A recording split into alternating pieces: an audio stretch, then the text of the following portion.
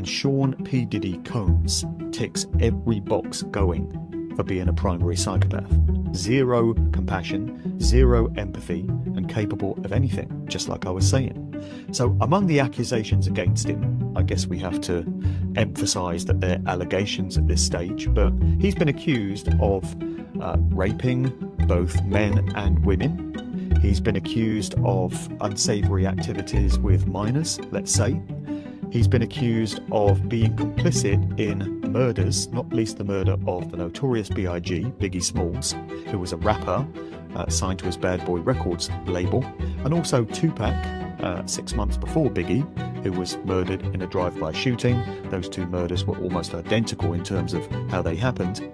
And Diddy's also been accused of actually shooting people himself, of murder.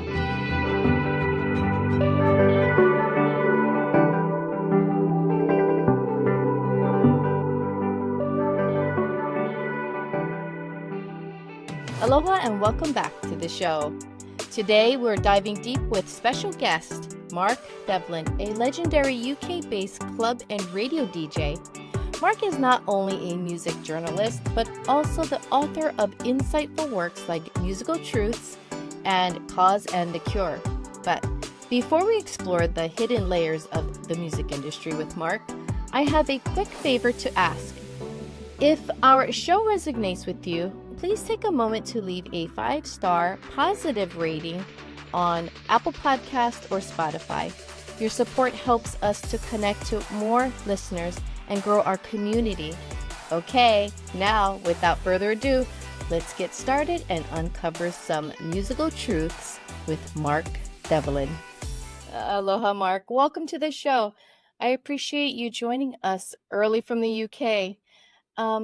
Could you introduce yourselves to the listeners and share what motivated you to explore the darker undercurrents of the music industry? What sparked your journey onto these unpopular paths?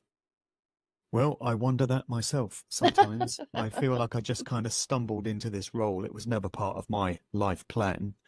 I used to be a club and radio DJ, so I started in the early 90s, and that became my career. At that time in my life, all that mattered to me was music, and I wanted to share that with as many people as possible. I wanted others to get the same enjoyment out of music that I did. I think that's the reason why most DJs embark on that career. So I started out in radio, and I started doing radio shows before I got into the clubs, actually. And the club DJing became a spin-off of that. And it became my full-time job, which was always my dream. I never took it as far as I wanted to, because I wanted to be on stations like BBC Radio 1.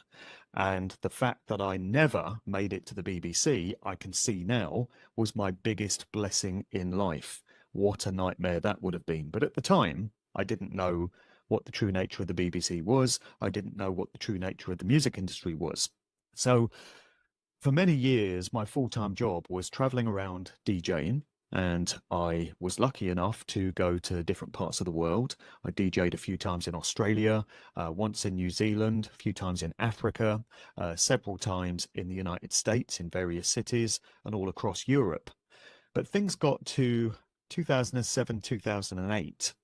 And around about those times, I started to have some really big questions about what was going on in the world. And these were re-emerging questions because they'd always really been there at the back of my mind. So even through all those years where the only things that really mattered to me were parties and music and clubs, still they were nagging away in the back of my mind because it just felt to me like this world was fake, absurd, ridiculous. There was something wrong with it, but I didn't know what it was. And it was a series of events which just kind of coalesced around that time. I started reading the books of David Icke, and I was put onto those by my dad. I saw the first Zeitgeist movie in 2008, which I was introduced to by the famous DJ Danny Rampling. He suggested I take a look at that film. And that really changed my perceptions of what this world was really all about, who was really controlling things. And I started researching. So the main thing that I wanted to comprehend and get a handle on was how the music industry, of which I'd been a part and still was at that time, played its role in mass mind control, social engineering, and the pushing of various agendas to shape and mold human society in certain ways. I had no idea where the research was going to take me. It was never my intention for it to become my full-time job, but it took over. And I put out my first Musical Truth book in early 2016, which was self-published because no conventional publisher was ever going to touch it. And that was based on 5 years worth of research by that point into the true nature of the music industry. And I remember when I first put it out, I was thinking to myself, oh God, I hope I've got this right. Because if I've misunderstood all this stuff, I've burned all my bridges back to my old life. But I quickly realized that no, I hadn't got it wrong. Everything that I'd put into that book, based on research with validations and citations and resources to back it all up, was absolutely valid. And not only that, I hadn't gone far enough. So I realized that a volume 2 was needed. So I put out volume 2, Musical Truth, in early 2018.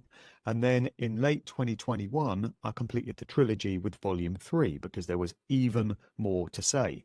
So the more I got into it, the more I realized how deep the whole thing goes and how it's actually connected to everything.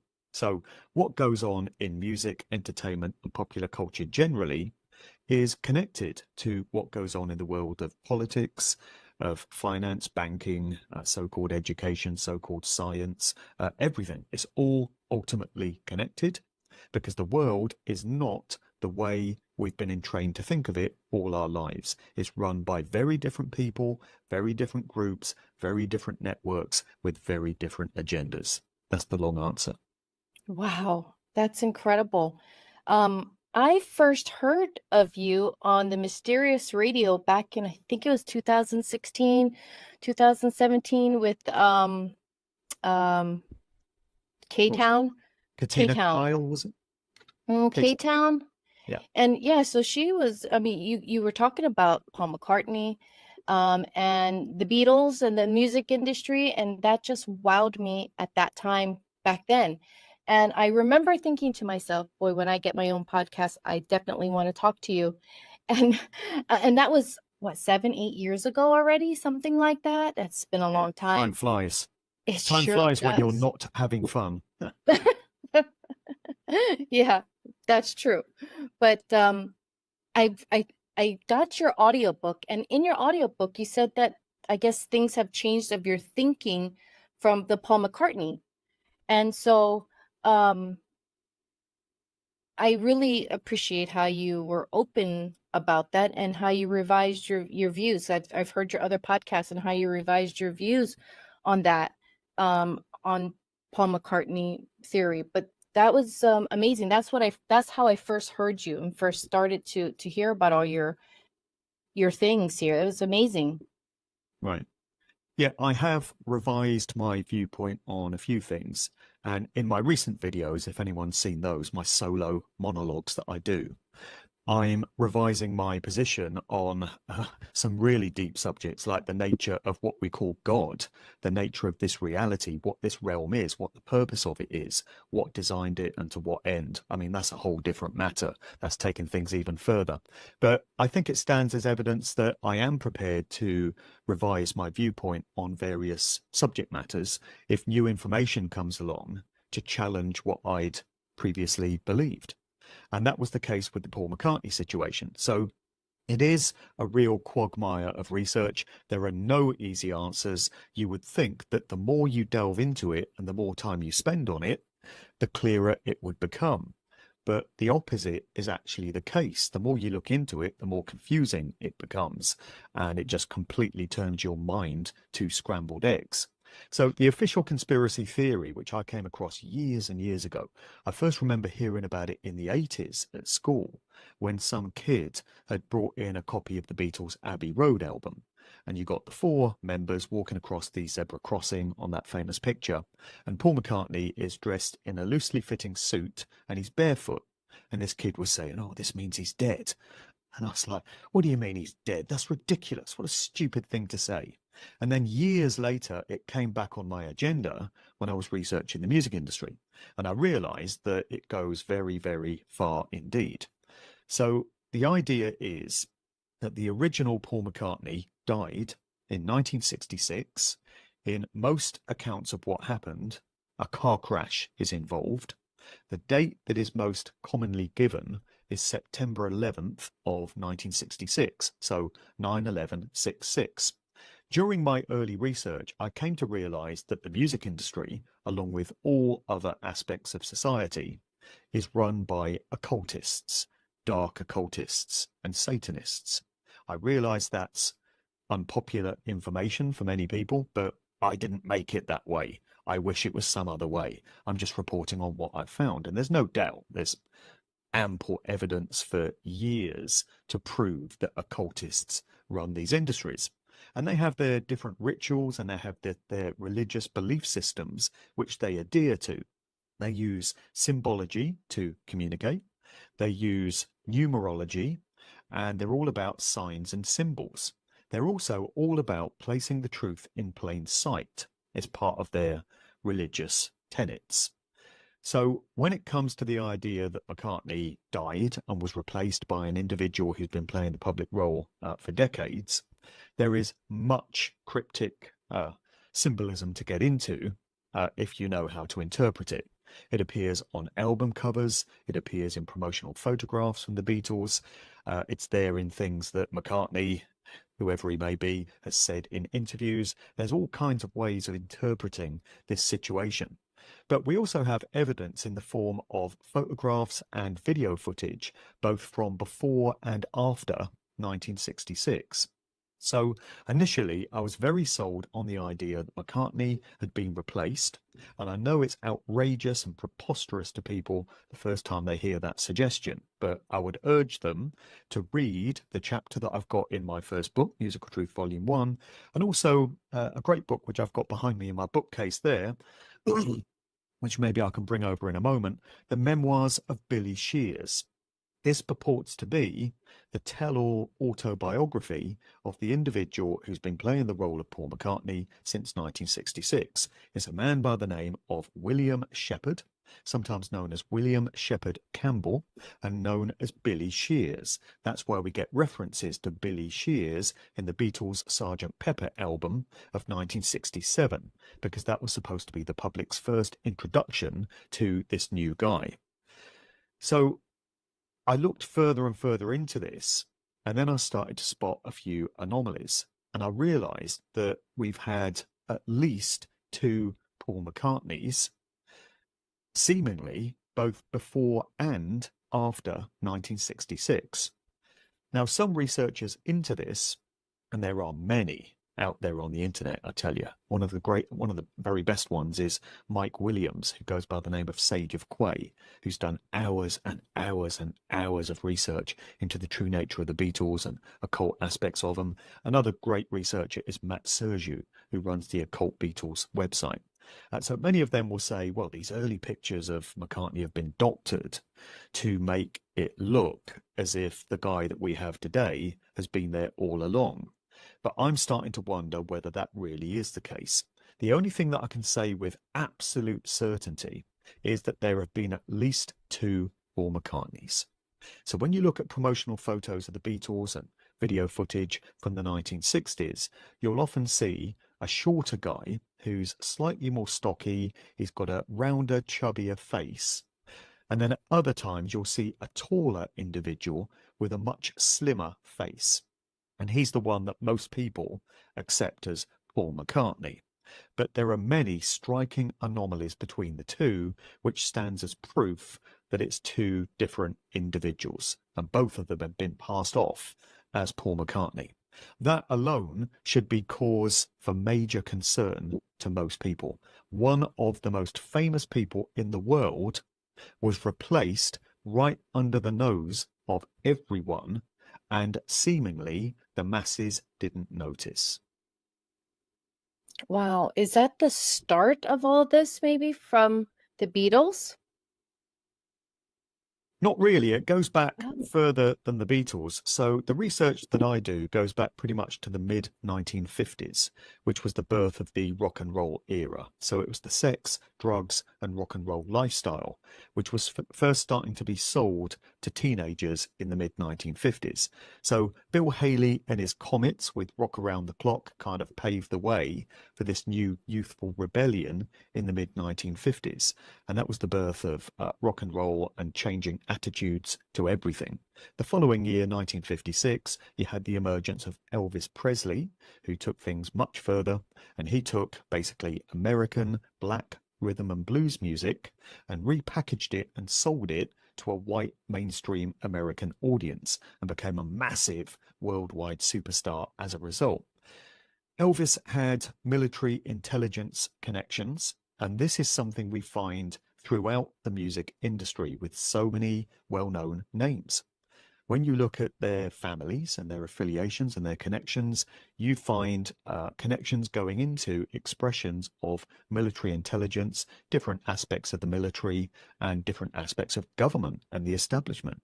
And this stands as proof that the music industry is a military-grade operation run by aspects of what we would call the elite ruling class. And right from the very start, which I take back to the mid 50s, as I say, it was there to control public perceptions and viewpoints and value systems, to sell certain agendas, not least drugs, different attitudes to family, to relationships, to sex, lately to gender and transhumanism and all kinds of things. So right from the very start, and we're about 70 years into this now, it's been there to control the masses effectively. So by the time the Beatles came along and all these big supergroups of the 1960s as part of what was termed the British invasion of America.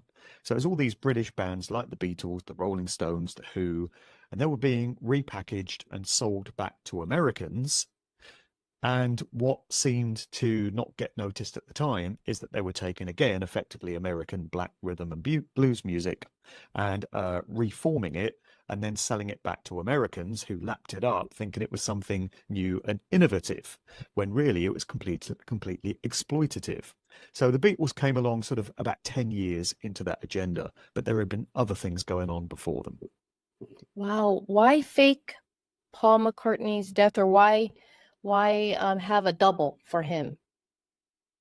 Well, according to most researchers into the theory, there were ritual occult elements to what happened to McCartney.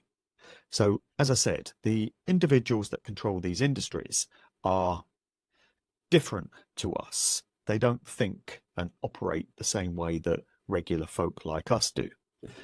And it's very difficult for people to wrap their minds around their belief systems and their ways of thinking. So many of them are psychopathic.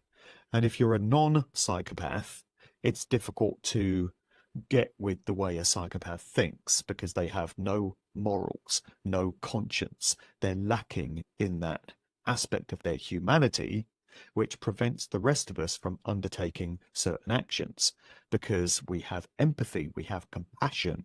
We spend time thinking about how our actions might impact on others. And we have a fail-safe mechanism, a firewall called a conscience, which prevents us from undertaking these behaviors. But psychopaths don't have that. And neither do Satanists, and neither do many of these dark occultists. For them, anything is fair game. Nothing is taboo. Nothing is off limits. So they would think nothing of taking out one of their own, one of their major assets, like Paul McCartney, in some sort of ritual, if it served one of their sick, depraved agendas. In my books, I go into many other such aspects or expressions of this, examples of this. So the McCartney situation is just one. Many people of a cynical nature will argue, if they accept that McCartney was replaced, that it was done to sell more Beatles records because fans got hold of the clues. There was a big explosion in this in 1969, October of 69. It kicked off on the 12th of October, actually, which was the birthday of Aleister Crowley, the notorious British occultist, who is beloved by so many prominent musicians from throughout the decades. Crowley is pretty much the original proponent of the sex, drugs, and rock and roll lifestyle. But on Crowley's birthday in 1969, there was an absolute explosion in clues being shared among Beatles fans. And this came from the student sort of college campus community in America. It kicked off with a call-in to a radio show on a station in Detroit, hosted by a DJ named Russ Gibb. And callers were saying that there were clues on this newly released Abbey Road album pertaining to the replacement of McCartney. So it became mainstream for a while. You know, mainstream newspapers and outlets were reporting on this idea, but of course it was dismissed as a ridiculous conspiracy theory, and most people just mocked and scoffed at it. But it did sell more Beatles records. Certainly there was a spike in their sales. So many people would argue that it was a conspiracy that was deliberately put out there to sell more records.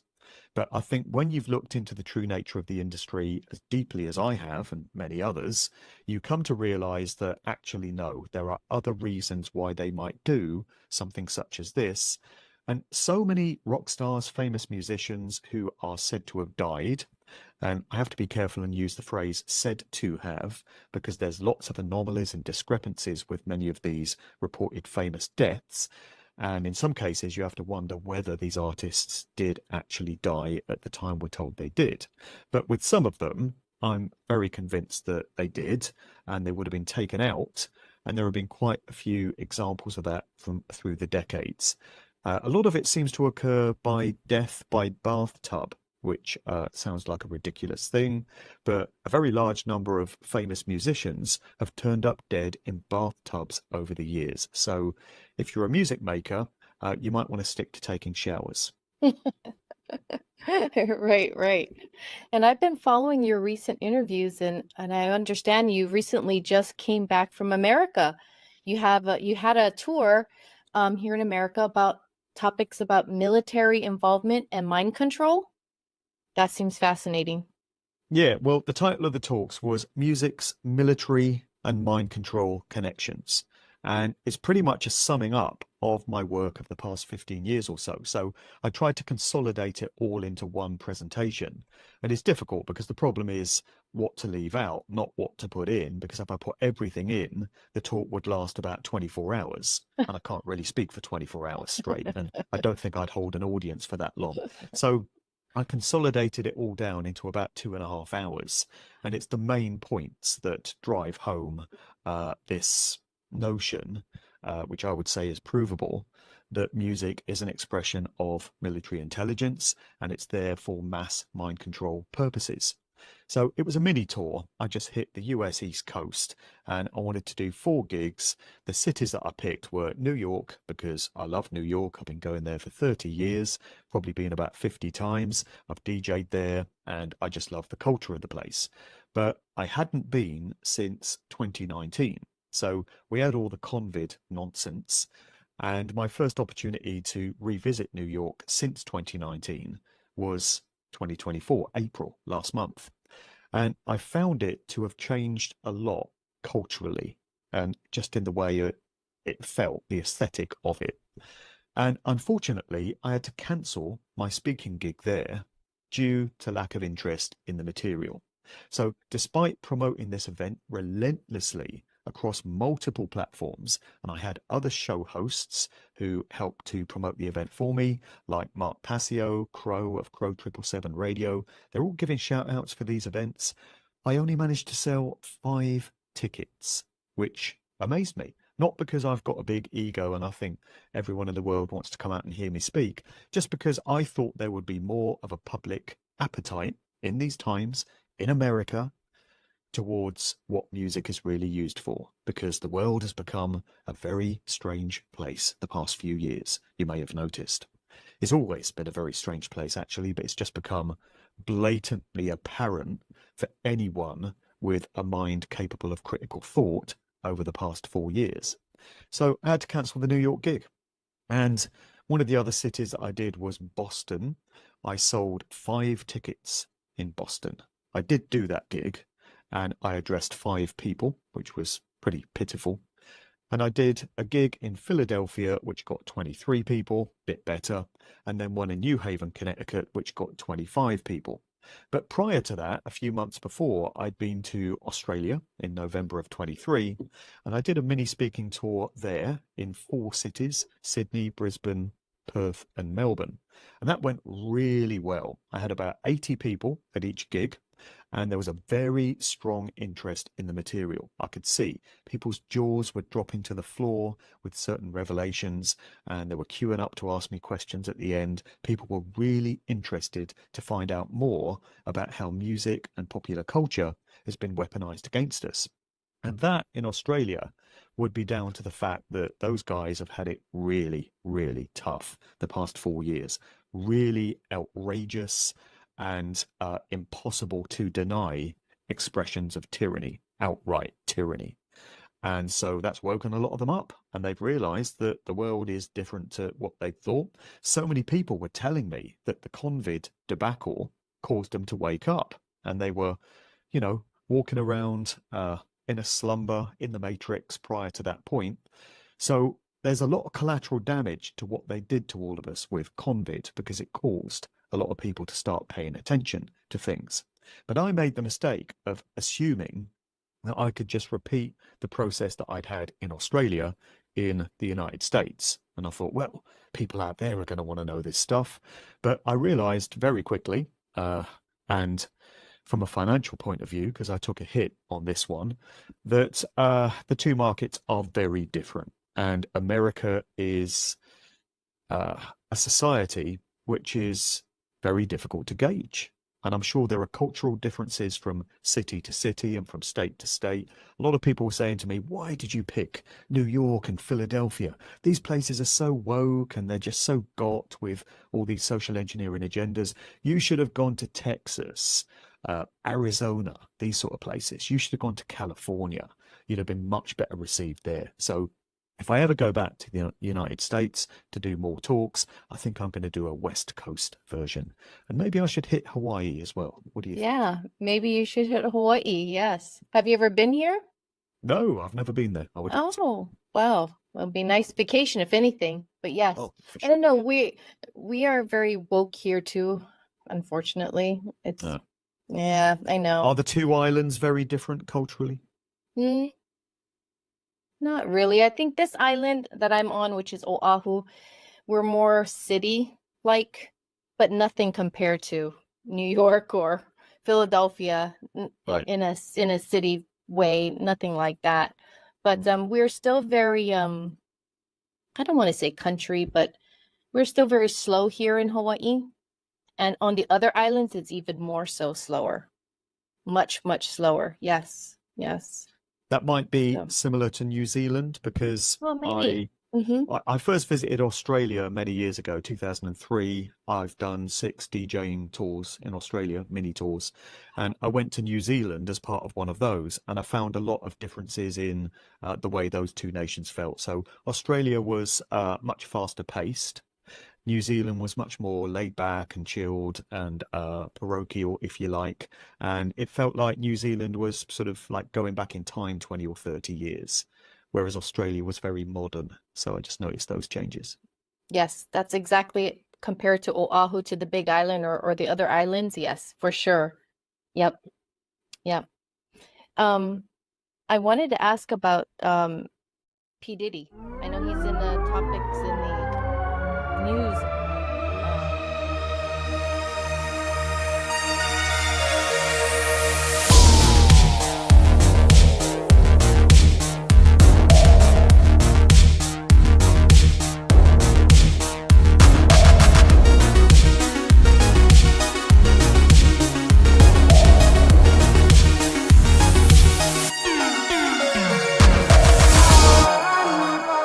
P. Diddy. I know he's in the topics in the news. Yeah, with all this considerable scrutiny going on about him. And what are your insights on that? I mean, it seems everyone keeps saying it's about time that he's Oh, yeah. been, yeah, it's been a long time coming. Absolutely. I mean, this guy is an absolute monster. He's an absolute abomination who does not belong in society. You know, at the very least, he needs to be locked away for the rest of his natural life. I spoke earlier in this chat about psychopaths, and Sean P. Diddy Combs ticks every box going for being a primary psychopath. Zero compassion, zero empathy, and capable of anything, just like I was saying. So among the accusations against him, I guess we have to emphasize that they're allegations at this stage, but he's been accused of raping both men and women. He's been accused of unsavory activities with minors, let's say. He's been accused of being complicit in murders, not least the murder of the notorious B.I.G., Biggie Smalls, who was a rapper signed to his Bad Boy Records label, and also Tupac, 6 months before Biggie, who was murdered in a drive-by shooting. Those two murders were almost identical in terms of how they happened. And Diddy's also been accused of actually shooting people himself, of murder. So it doesn't really get any more outrageous than that. I've got this book here, which I wanted to show. And anyone that really wants to get inside the Diddy situation should get a copy of this. So it's called Dancing with the Devil, How Puff Burnt the Bad Boys of Hip Hop. And this came out many years ago. It's written by a dude named Mark Curry, who was an artist, a rapper, formerly signed to Puff Daddy's Bad Boy Records label. So P. Diddy and Puff Daddy and Sean Combs are the same person, for anyone that doesn't know. He's had many sort of aliases. He first went by the name of Puffy and Puff Daddy when he first came out. And I've heard that he earned that nickname when he was a child, because when he didn't get his way, he used to puff out his chest and huff and puff. And that's a very early indication of a psycho who wants everything their way. There's a video online that people should also look out. You'd find it on YouTube. And I think if you just search for P. Diddy, I'm a savage and I must get what I want. And in it, he's just taken a phone call in his office and he puts down the phone and he doesn't like what he's just been told on the phone because he's been told he can't get something that he wants. So he smashes up the office. He trashes the office and screams, "I'm a savage. I have to get what I want." And again, that's an insight into the mindset of this guy. So he would be just the type of individual that the sick, depraved controllers of the music industry would want to elevate into a very influential position. And they've done just that. So he's been awarded his own record label. Early on, he was part of Uptown Records, which was an imprint coming through Arista under the directorship ultimately of Clive Davis, who's a very dark individual. He's been in the industry for decades and decades, and there's lots to say about him, but another time. Clive Davis was heavily involved in the death of Whitney Houston in 2012, which was another occult ritual sacrifice, just as a by-the-by. So Clive Davis basically gifted Puffy his Uptown Records label under the mentorship of a guy named Andre Harrell, who's now deceased.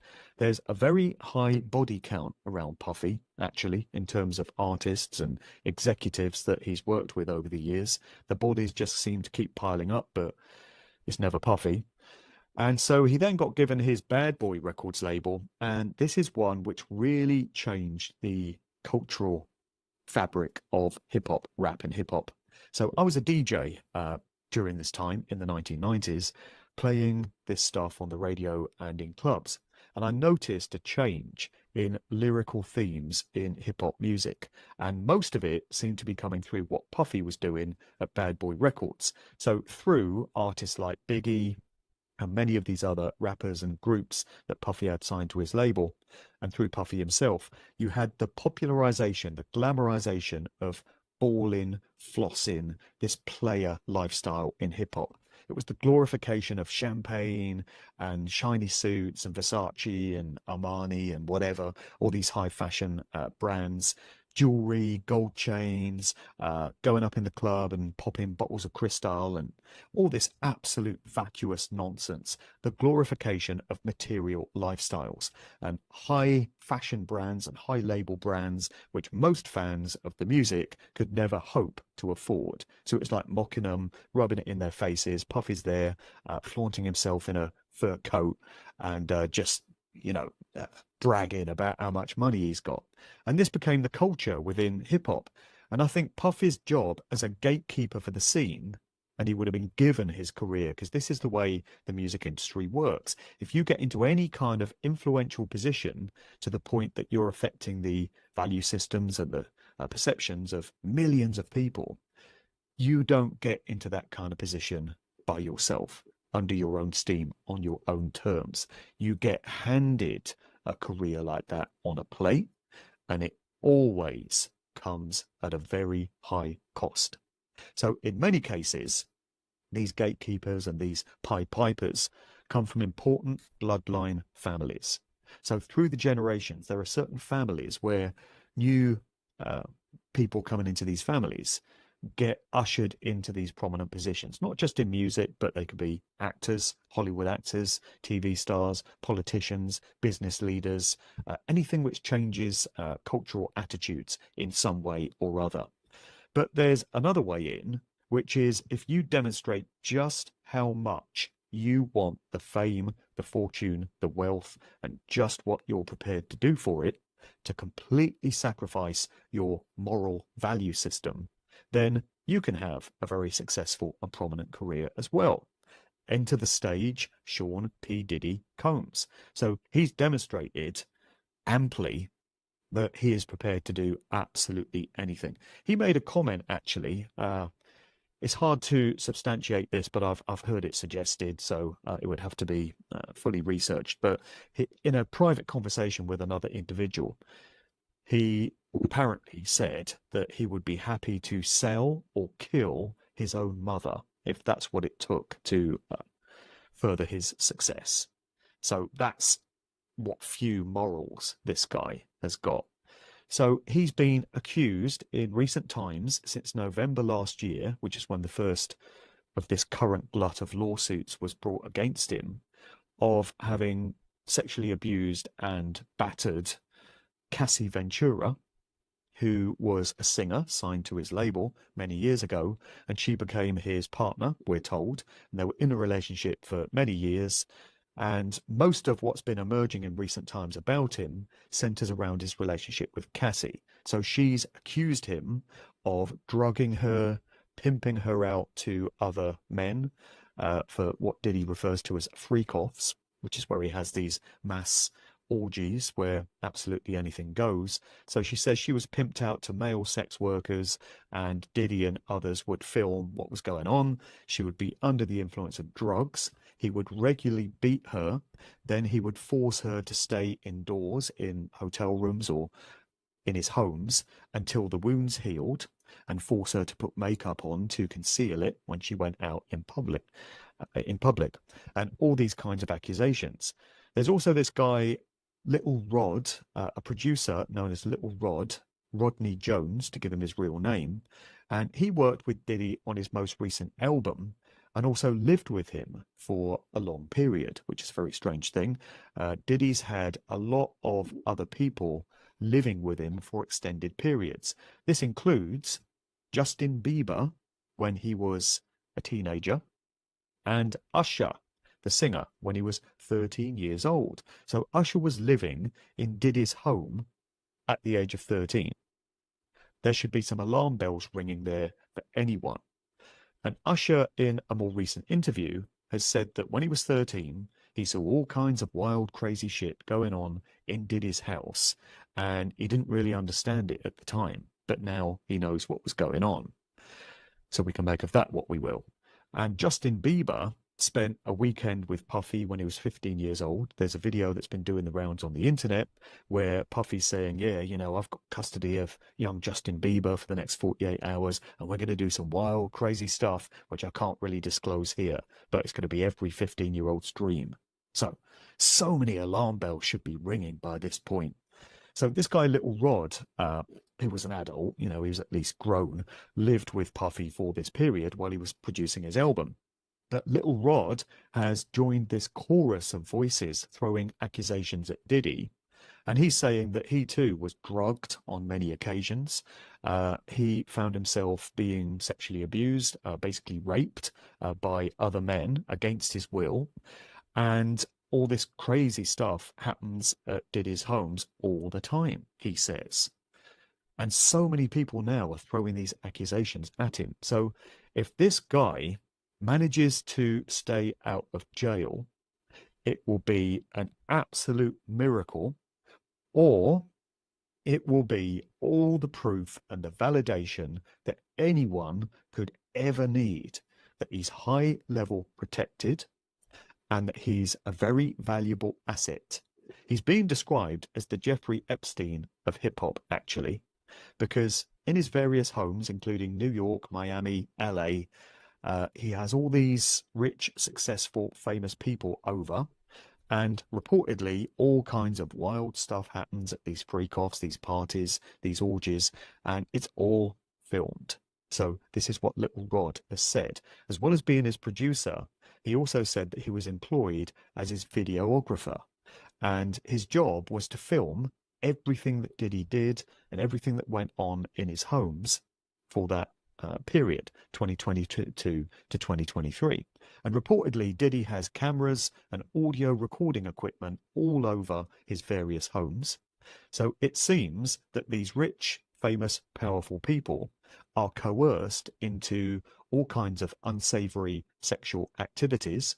They're filmed doing it. And from that, we could conclude that a lot of bribery and a lot of blackmail is occurring. There's a lot of leverage that Puffy or whoever controls him has over these people. And it's exactly the same narrative as we heard with Jeffrey Epstein, who would do the same thing. He'd fly all these rich, famous, successful people out on the so-called Lolita Express to his island in the Caribbean. All kinds of wild parties would take place there. All that would be recorded. And some very famous names are on the flight log, as we know. And Epstein's role would appear to have been as a blackmailer to the stars. And he's no longer around, whether we accept that he killed himself or not, but Puffy is. So it's going to be very interesting to see whether they throw him under the bus, so to speak, and he gets sent to jail, or whether he stays out of jail. And if he does, like I say, that will back up all these suspicions that so many people have that he's a gatekeeper and much more than that, someone who controls all these other rich, famous and powerful people through bribery and blackmail. Yeah, I think just yesterday, CNN just released a exclusive video from a hotel somewheres with P. Diddy kicking Cassie in the hotel. And yeah, you saw that. Yeah. Yeah. So, I mean, somebody's kicking him under the bus because maybe they're sick of him because all of a sudden he's maybe not being as protective anymore. I don't know, which is good. Yeah. Well, yeah. I mean, there seem to be levels to this in the industry. Mm-hmm. So some artists, some assets are more expendable than others. So think about what happened with R. Kelly. So if we go back a few years, what is it, 3-4 years, whatever it is, we got similar accusations about R. Kelly getting into the mainstream. So he was being accused of basically running sort of sex, harem, mind control cult with all these women that were coerced into all kinds of sexual activity against their will, and they were being pimped out in these orgies and stuff, very similar to what we're hearing about Diddy. And for whatever reason, all these allegations about R. Kelly were made public and he got sent to jail, so we're told. But I was hearing about R. Kelly in the 90s. I mean, in the early days of my career as a DJ, I was hearing all these stories about R. Kelly. He married the singer Aaliyah, now deceased, died in very suspicious circumstances in a plane crash in 2001, aged 22. R. Kelly married her when she was 15. This is on the public record. It's official. That marriage had to be annulled when it became clear that Aaliyah was underage. So even back then, this was the 1990s, it was clear that R. Kelly was into some very strange stuff and had a penchant for underage girls. And this continued. There were all kinds of videos which were supposedly leaked, showing R. Kelly in positions with young girls and urinating on them and all kinds of disgusting stuff. And all these sex tapes involving R. Kelly. And if you were someone that paid attention to the hip hop headlines in those years, it was known that R. Kelly was into all this weird stuff. But it took years and years and years before he got finally exposed and sent down for it. And it's the same thing with Puffy. Death has followed Puffy around all his career. So not least the murders of Tupac and Biggie Smalls, Notorious B.I.G. Many researchers feel that Puffy was implicated in those murders and helped to set them up. But even earlier than that, in about 1991, I think it was, Puffy promoted an event, a concert at a sports hall in one of the boroughs of New York, alongside Heavy D, the rapper Heavy D, who also is now deceased. Like I say, very high body count. But these two promoted this gig, and it was an after party for some sort of basketball game. And it involved a bunch of rap stars from the time, Run DMC, LL Cool J, many others. And they were going to be performing in this sports hall. And Puffy and Heavy D had oversold the number of tickets without realizing. And a huge number of kids, thousands of them, turned up and tried to get into this hall. And they started bum rushing the doors when security tried to limit the number that were getting in. And there was a mass stampede, and security shut the doors so nobody could get out. And there was a terrible incident where a bunch of these young people were trampled to death. I can't remember the final body count, but it was quite a number of young kids that were trampled to death. And, Puffy was complicit in that. Many, looking at the occult side of the industry, feel that that might have served as some sort of ritual event to further his career, because certainly it didn't hinder it. From that point on, he proceeded to get great wealth and success and prominence. So it makes me wonder whether Puffy has now become expendable and whether his time has come. Because the occult controllers, the ultimate ones that run these industries, have nothing but contempt, I feel, for their own assets. So they observe the fact that they will literally kill their own mother, if that's what it takes to further their career. And they will degrade their morals to unbelievable standards. But I think the controllers probably look on at individuals like Puff with contempt. And there will come a point where they think, you know what? We don't need this guy anymore. It's time for him to go. And I think what's protecting Puff is the fact that he obviously has the goods on so many people in terms of all this video evidence, which much must exist of them. And so if he goes down, there's the danger that he's going to try and take a whole bunch of other people with him.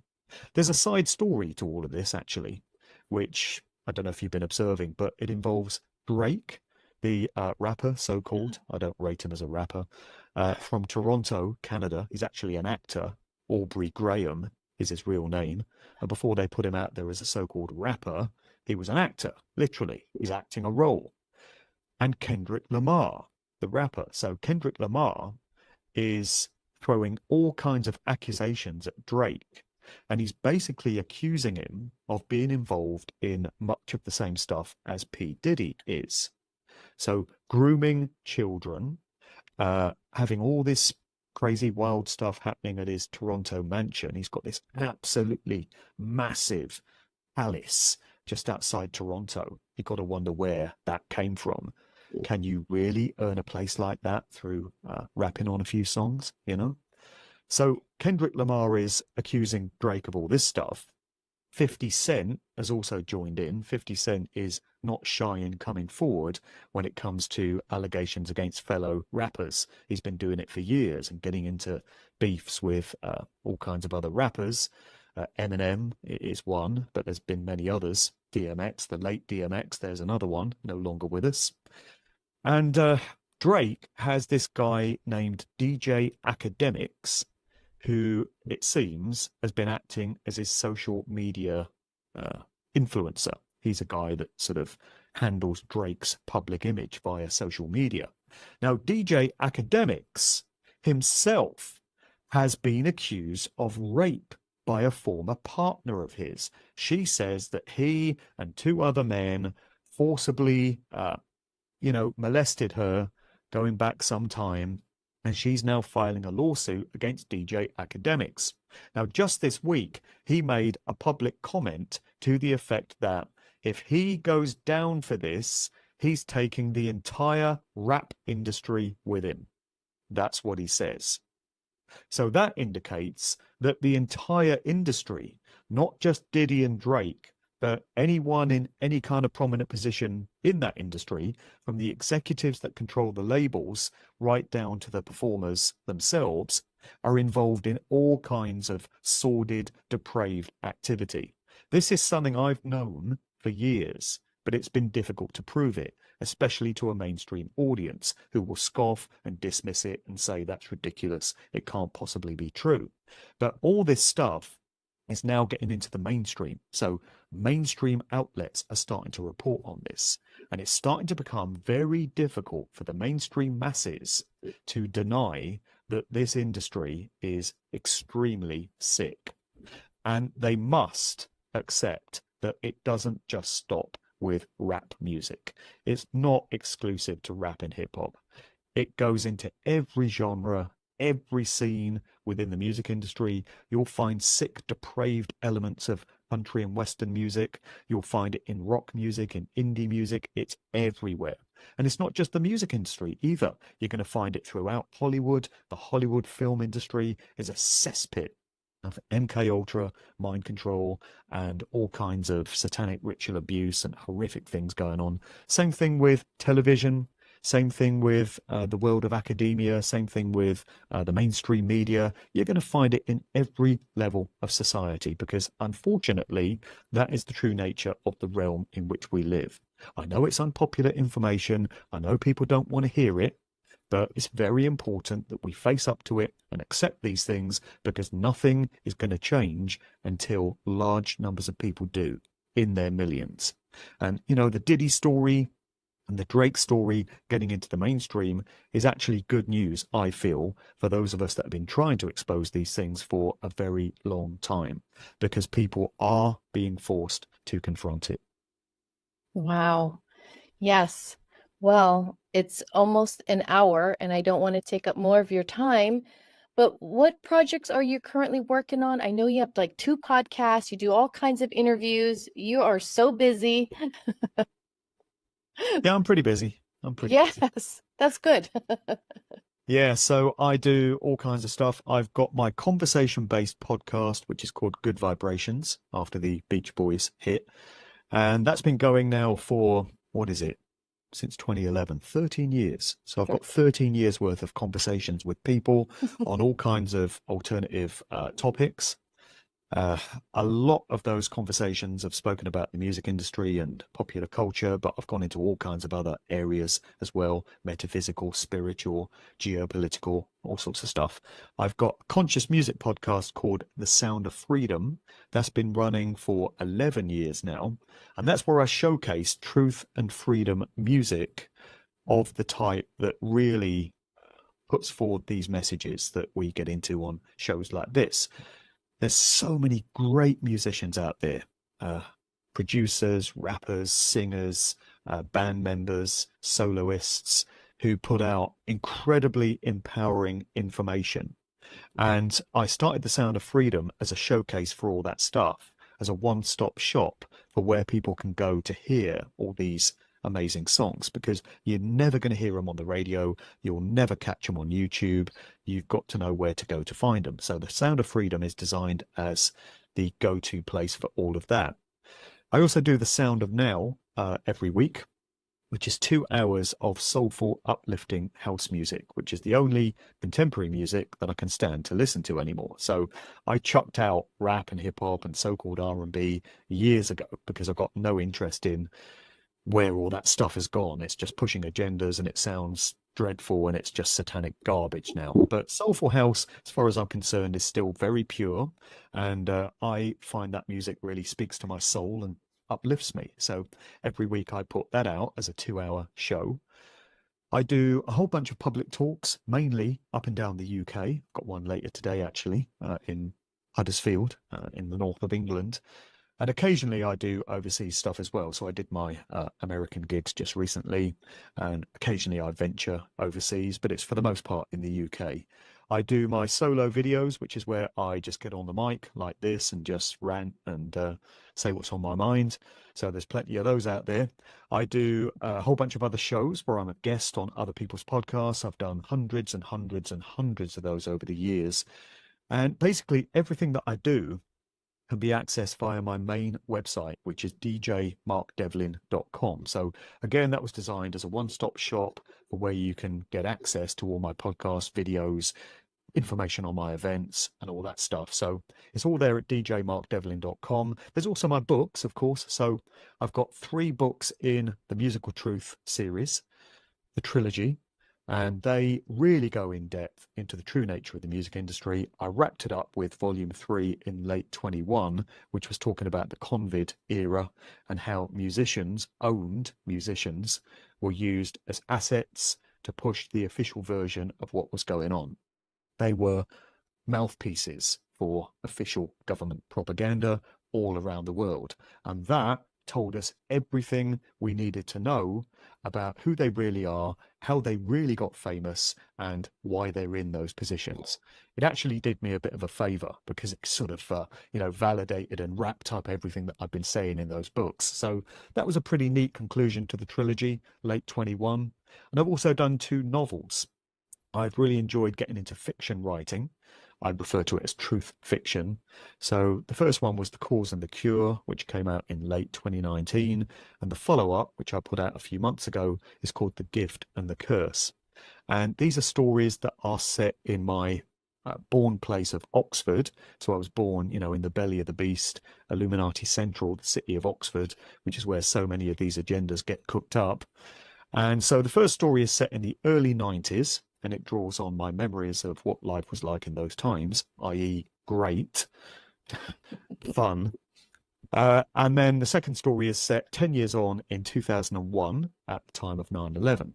So I've weaved a lot of truth and a lot of spiritual teachings and such into the narratives of those 2 stories so that there's lots of hidden layers that readers can have a lot of fun decoding. So yeah, that's what I've been up to. Pretty busy. That is amazing. I know. I would love to have you come back. I mean, we barely touched the surface. You I are know, right? just full of knowledge. Yes, it's amazing. I love it. Well, that's the really warm-up. do. Yes, it was. I just got done your audio book for 1, so I'm on to the next 2. I loved it. I really did. I loved it. So Well, thank you thank you. so much. I think audiobooks are important because that's a way that I get my information. I don't really have that much time to get into books like this, printed books, much as I love books. And I think it's very important to keep the printed word alive. I'm not a big fan of everything going digital. We need hard copies of stuff, but I don't really get the time to sit down and read books that much. So I find it very convenient to have audiobooks when I'm driving around. And I also burn podcasts and YouTube videos to CD. I'm so old school. I just go around with CDs like this the whole time. And that's how I get most of my information. So I recognize that people do like audiobooks because they can listen to it while they're working, while they're doing other things. Yeah. And they're a very important part of getting information across. Yeah, plus you're reading it, so you put your little sarcasm in here and there. It's kind of funny, so I laugh. It's really cool. I love it. Yeah, I can be sarcastic from time to time. Yeah, it's funny sarcastic though, not nothing bad. Right. Well, the world is completely ridiculous and absurd, isn't it? So It is.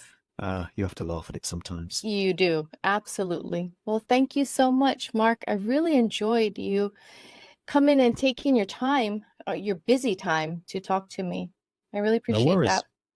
Thanks for having me on. It's the first podcast Yes. I've done with a host based in Hawaii, I think. Yeah.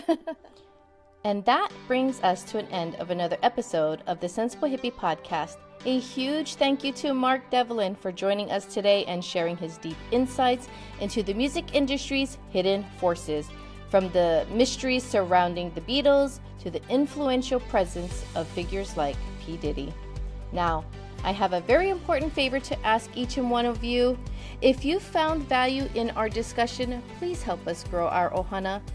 You can do this by either subscribing, following, giving us a 5-star rating or positive review on Apple Podcasts or Spotify. This is the only way that can help like-minded people discover our community and join our growing ohana. So until the next time, stay plugged into the rhythm of truth with us. Bye.